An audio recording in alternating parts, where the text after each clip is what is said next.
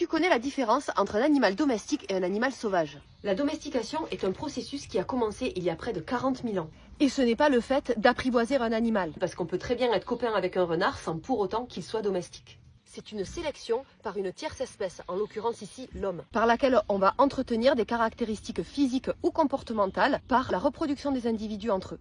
Les animaux sauvages, eux, n'ont pas été sélectionnés par l'homme, mais par l'environnement. Autrement dit, la sélection naturelle. Ceux qui s'y adaptent le mieux survivent et donc se reproduisent. Mais cela n'a rien à voir avec le fait qu'ils soient proches de l'homme ou pas. Au sein d'une même espèce, vous verrez énormément de comportements différents. Certains animaux sauvages peuvent être beaucoup plus sociables que d'autres. Ça n'en fait pas pour autant des animaux domestiques.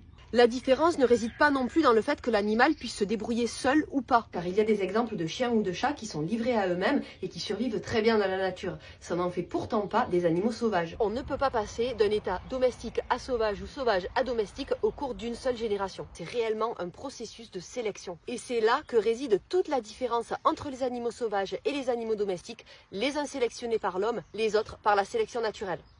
Alors du coup, qu'en est-il des hommes? Est-ce qu'on est domestique ou est-ce qu'on est sauvage?